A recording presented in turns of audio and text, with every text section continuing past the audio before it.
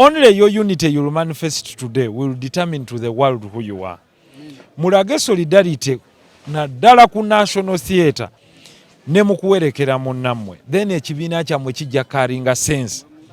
However, for as long as temuli wano during time of need, then ekibiina kyammwe kijja kuba kyabali ba ssente.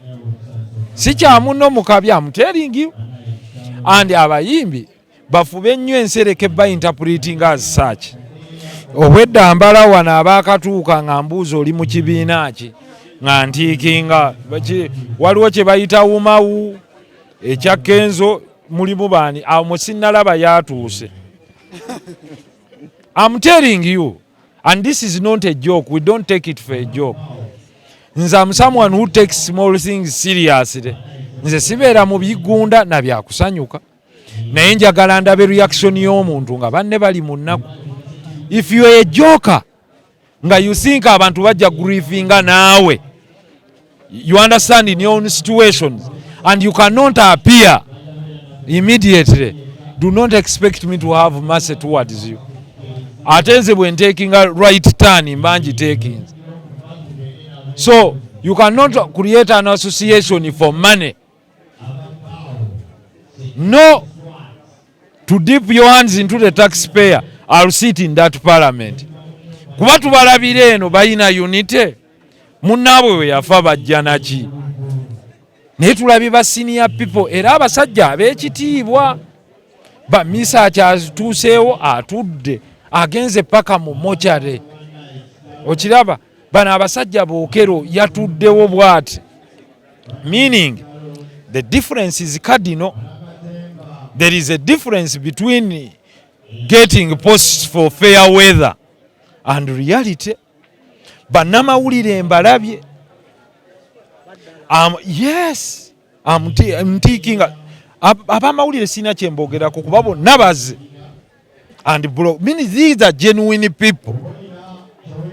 Naye nyina kenkyakunkuna ate ba making sure tekatuuka nja. Kuba bwe katuuka enkya tekijja kuyimirirawo.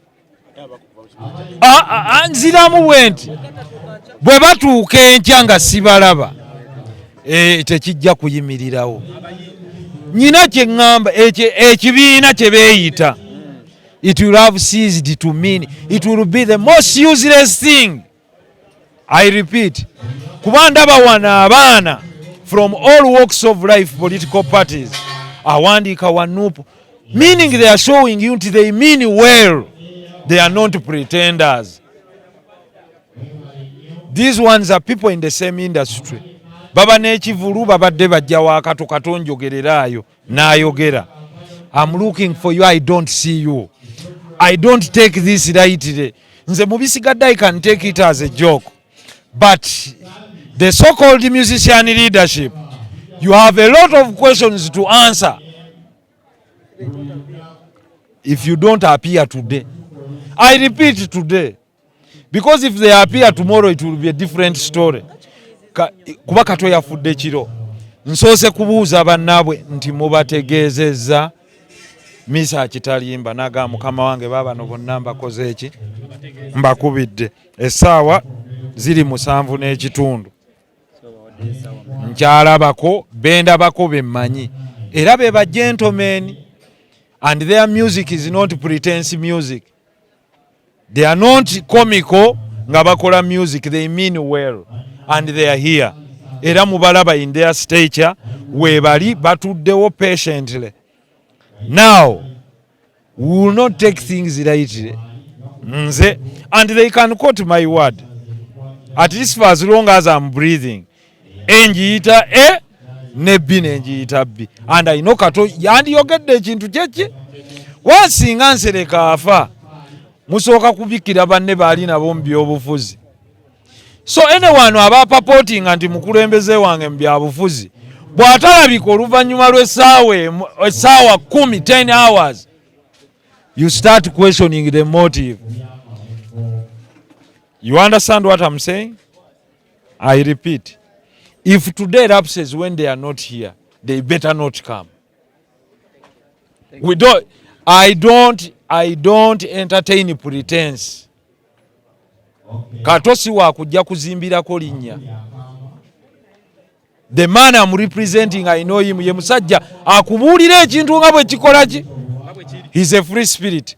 Bwe yali agenda okubalaajanira ssente during COVID, mujjukira musajja wattu, yes naye yali yeerajanira, naye abaazifuna nabo baki bangi. So nebaza Bakyozeni Beki, abaana mbalabye bazze. Owulira naffe tunootinga Maama Fiina nkwebaza. Olwo bawuliranga bwe baboogerako. Nzizeemu bwe nti Haruna Mubiri ali bukiyungu. Babalunywa bapromota be bali mu kutambuza ebyokunywa. Owulira obuteekuluntaza. Mark these things. Fiina Masanyalaze waali, Sophie Gombya ne Mwami Gombya webali. We take these to be very important. So kati bano ba fair weather friends. Ate nga mbadde mmanyi kata aba defendinga nze mpulira mbigoberera. Please know when to come. People are here, people have asked me questions. At least nange nzizizaayo same questions ezo eri bannaabwe. Ate bo tebalimba gawuno mukubidde, noono namukubidde, noono namukubidde n'agamba akyebase, noono namukubidde n'agamba ali bw'ati. Okay. Leero by close of tonight. By close of tonight. If they fail to appear, saa kuwulira kigamba association yaabwe nze. Yeah, I repeat it. The leadership of the Association of Musicians where Kato belongs, I repeat, has not appeared here since his demise. Bwe tuba tubala essaawa okuva Kato bwe yafudde, awezezza essaawa ndowooza zigenda mu 15. And we mean business. Tetunnabalaba. We are not pretenders. Kato gwe tumanyi banne be bali wano ba research. Very honest people. Very honest men. Do not, nze Nsereko nga ntuula mu parliament, you will not come for any money of the taxpayer in the name of promoting yourselves. If you cannot stand for yourselves in time of grief. Tetuba nkugambye eddakiika 2 tezikulema kubeera wa munno, even 10, even 20. Nkugambye politically mwenna mutunudde wano nga buli every kind of politician is here. Ndina abaana ba NUP, ndina aba FDC, ndina aba DP. Kitegeeza in the political family nenale musebo wali. In the political family buli omu azze. Kato belongs to a certain family of profession. Jabadde akabirira kwasinga Kato abadde quiet.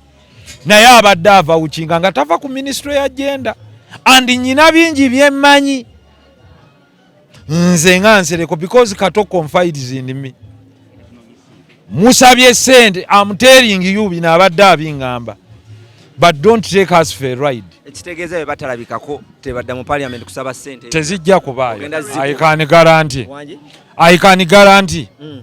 I can guarantee you because you see abantu babalabira mu situations ezennaku. Are you fair weather friends oba harsh weather enkuba bwetonya onjazika kwambuleera? Honorable, ekintu kinene omuntu omulabi ayinza okuyita kwa ali nnyo musaale mu kufa kw'omugenzi Isma. Are you letting this on that? No, Isma mwagala nnyo. Oh. No, I don't. Isma teyali artist. Isma yali blogger, and bloggers were wonderful. Media was wonderful. Never artists abatuyamba ne bajja bannaye mwakola nnyo era mbeebaza. Kuba Isma teyali muyimbi. Kati eno ye industry ye. Kyovula buli azze mwebaziza ng'omuntu. Muveewaawo. Naye ng'alina muganda we waswa wa kisa nnyo. Kati Kato ffe kwe twajjira omumanya n'emizannyo ani ataategeera Kato. Kato ng'asesa ng'agaawa amatu manene ng'anyeenya okutuwa ati ne tumwagala. Ate Kato nga musanyusa. Kato kuva dda free spirit ng'agenda agamba abantu nze yo parliament nja giyingiramu. Era Kato najja. So ya inspiring abantu bangi. Kale Kato ayinza okubaako n'ebyayogedde ne bikunyiiza. Naye nga toyinza kyawira ddala Kato. osika era aleetayo ekikusanyusa. So Kato musanyusa w'abantu naye obulamu bwe bwebo Mungu amujjuludde tetuyina kyetwongerako ku kike. Fayiro ye ewunzise, visa ye eweddeko.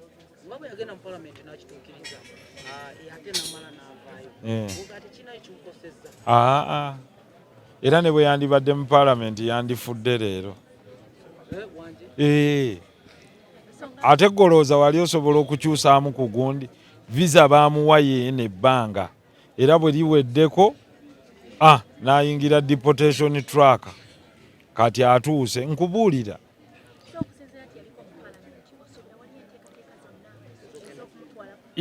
nedda mu parliament tali sitting member of parliament, so tajja kujja, naye ababaka bajja kujja bangi n'owekitiibwa speaker abasaavingako naye n'abasaavinga. Kati nebaza ababaka abakatuuka bonna, Honorable Sewanyana, Honorable Segirinya, Honorable Kalwanga, Honorable Serungu, Honorable Serukenya, mubaka w'ekitundu ki atuwadde ttenti obutebe ate naye n'abaawo n'atuwa ne ssente enkalu.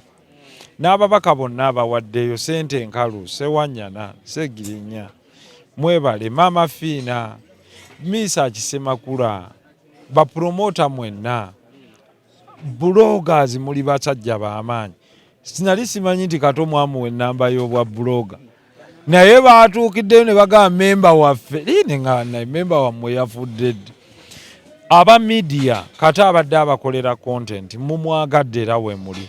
Abayimbi Haruna be bali eri mu Kiyungu, Misaki be bali eno, bano bamwami Senkubuge bali wano, Olirako Edduba ali wali, gundi Dr. Bosa ali wano,